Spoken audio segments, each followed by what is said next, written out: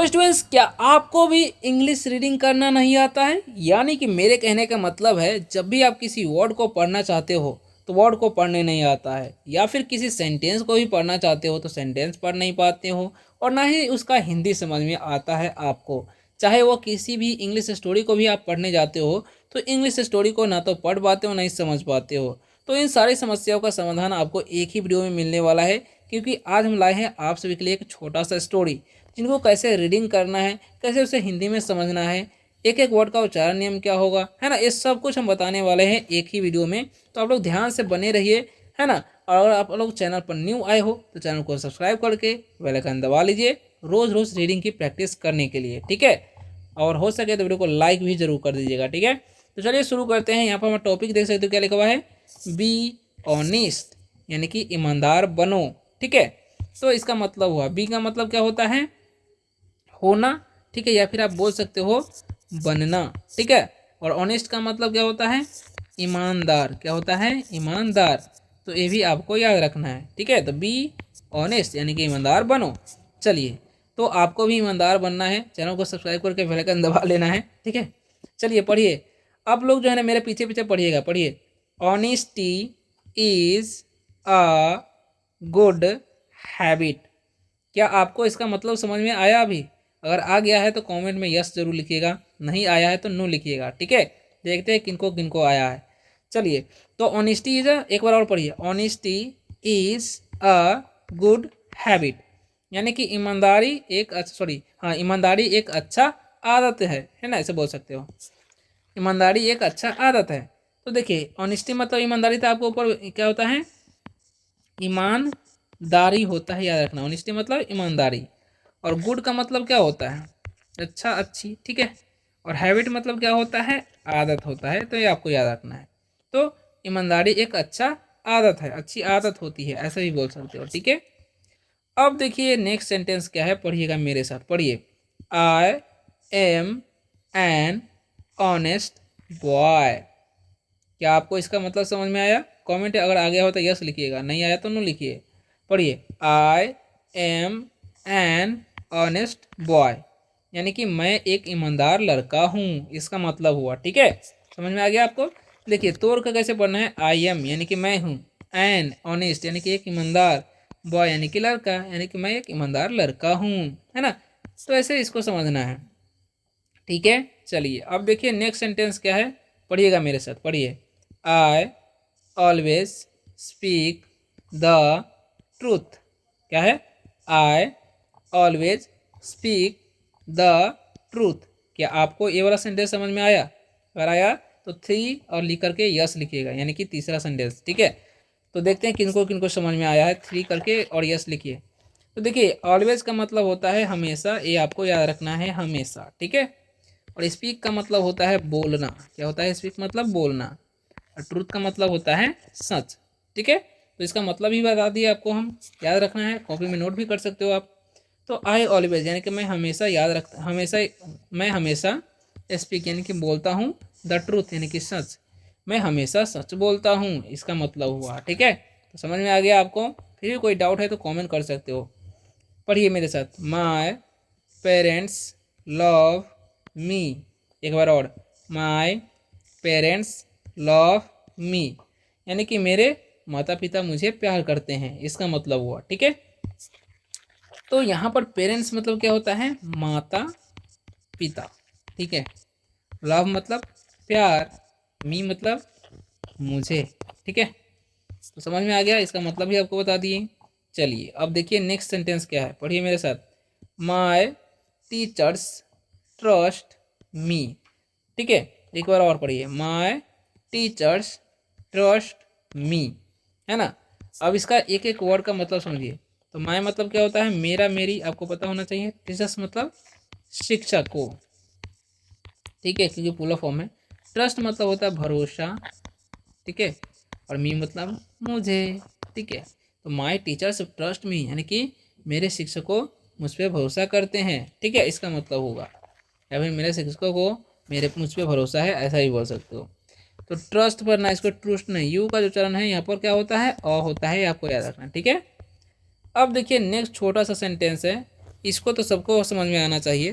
देखते हैं किसको किसको समझ में आता है। पढ़िए, I help my friends. I help my friends. किन किन को ये सेंटेंस पढ़ने आया है कमेंट में जरूर बताइएगा, यस करके, ठीक है। तो हेल्प मतलब क्या होता है, मदद, मदद करना। माई मतलब क्या होता है, मेरे। फ्रेंड्स मतलब दोस्तों, ठीक है। यानी कि आई हेल्प माई फ्रेंड्स, मैं अपने दोस्तों का मदद करता हूँ, है ना, इसका मतलब हुआ, ठीक है। तो समझ में आ गया, तो ये आपको याद रखना है। चलिए तो अब आगे बढ़ते हैं। अब देखिए क्या लिखा हुआ, आई वर्क हार्ड एवरी, ठीक है, एवरी डे, ठीक है, पढ़ लिए। पढ़िए एक बार और, I work hard every day, यानी कि मैं हर दिन, मैं प्रत्येक दिन कड़ी मेहनत करता हूँ, इसका मतलब होगा।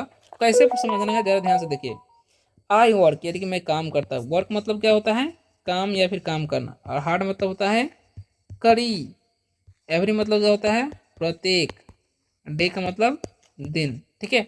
तो अब इसका मतलब कैसे समझना है, देखिए, आई वर्क यानी कि मैं काम करता हूँ, हार्ड यानी कि कड़ी, एवरी यानी कि प्रत्येक, डे मतलब दिन, यानी कि मैं प्रत्येक दिन कड़ी मेहनत करता हूँ, इसका मतलब हुआ, ठीक है।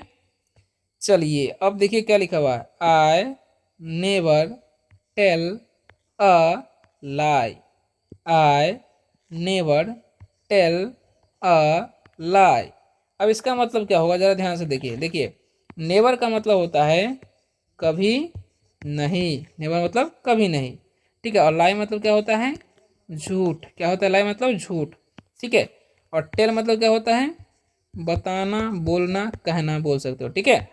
तो आई नेवर यानी कि मैं कभी नहीं, टेल यानी कि बोलता हूँ, अलाई यानी कि झूठ, मैं यानी कि इसका मतलब हो जाएगा मैं कभी झूठ नहीं बोलता हूँ, आई नेवर टेल अ लाई, ऐसा बोल सकते हो, ठीक है।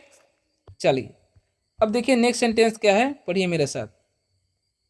Good habits make us strong.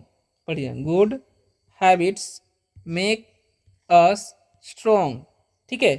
अब इसका मतलब क्या होगा, जरा ध्यान से समझिए। देखा, हैबिट्स मतलब क्या होता है, आदतें। क्या होता है, आदतें। मेक मतलब क्या होता है, बनाना, ठीक है। स्ट्रॉन्ग मतलब क्या होता है, मजबूत, ठीक है। तो अब इसका मतलब समझिए क्या होगा, ठीक है। गुड हैबिट्स यानी कि अच्छी आदतें, मेक अस हमें बनाते हैं, स्ट्रॉन्ग यानी कि मजबूत, यानी कि अच्छी आदतें मुझे, अच्छी आदतें हमें मजबूत बनाते हैं, है ना, इसका मतलब हुआ।